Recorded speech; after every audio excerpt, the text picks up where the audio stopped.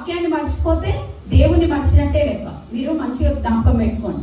దేవుణ్ణి మరచువారులారా మీకు శ్రమ. అంటే నేను మిమ్మల్ని చీల్చివేయుదును అని అంటే దేవుడు మిమ్మల్ని అంటే శారీరకంగా చీల్చివేయడం అనేది కాదు. మీ హృదయంలో ఏదో ఒక శ్రమల వలన హృదయం పగిలిపోవడం, అంటే బద్దలైపోవడం, మీ హృదయం నలిగిపోవడం. అందుకే దేవుని వాక్యాన్ని, దేవుణ్ణి ఎలా అంటే మన హృదయంలో ఉంచుకోవాలి. ఎక్కడ ఉంచుకోవాలి? దేవుని హృదయంలో ఉంచుకోవాలి. దేవుని వాక్యాన్ని కానీ మన హృదయంలో ఉంచుకోని ఎడల మీకు ఏం కలుగుతుందంట? శ్రమ కలుగుతుంది, కష్టం కలుగుతుంది, వ్యాధి కలుగుతుంది. అందుకే దేవుని వాక్యాన్ని ఎప్పుడూ మర్చిపోకూడదు. దేవుడు ఒకవేళ తనంతటి తాను మిమ్మల్ని పరీక్షించాలని ఏదైనా ఒక శ్రమ పెట్టాడనుకో, అప్పుడు మీరు శుద్ధ సువర్ణంగా మారుతారు. లేని అట్లా కాకుండా మనం దేవుణ్ణి మర్చిపోయి కానీ మనకు శ్రమ కలిగితే మనం అంట చీల్చివేయబడతామంట. ఎలాగంట?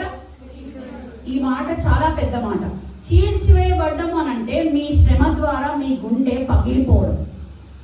మీరేం చేయలేరు కదా అప్పుడు. అంటే మీ పిల్లల విషయంలో ఏదైనా శ్రమ వచ్చినా, మీకు ఏదైనా శ్రమ వచ్చినా మీకు అంత శక్తి లేదు కదా. ఇప్పుడు దేవుడైతే మనల్ని ఆదుకోగలడు, మనల్ని మనం ఆదుకోలేము. మనకు అంత శక్తి అనేది ఉండదు. అందుకే ఇక్కడ ఏమన్నది తెలుసా?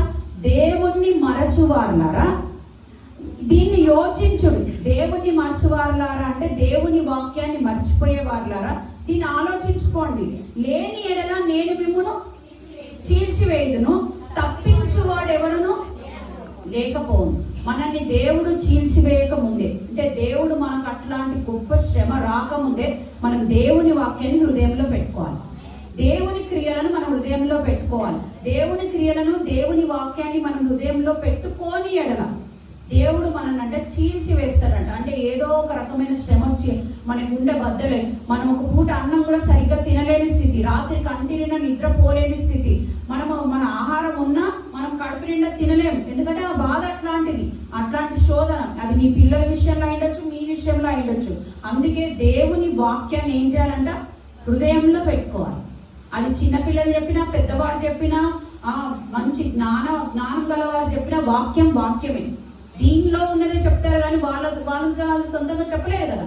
ఈ వాక్యం మీ పాదములకు దీపం, మీ త్రోవకు వెలుగు. ఆమె చెప్దామా? అందుకే వాక్యాన్ని మీ హృదయంలో ఉంచుకునే కృప దేవుడు ఇచ్చును గాక. రోజు నేను మీకు ఎందుకు చెప్తున్నానంటే, మీరు రోజు వాక్యం చదివితే ఆ వాక్యం మీ హృదయంలో ఉండిపోతుంది. ఆ ఉండిపోయినప్పుడల్లా మీకు శ్రమ, కష్టం వస్తుంది కదా, ఆ వాక్యం మీ ముందు ఇలా కనపడుతుంది, ఒక రీల్ తిరిగినట్టుగా.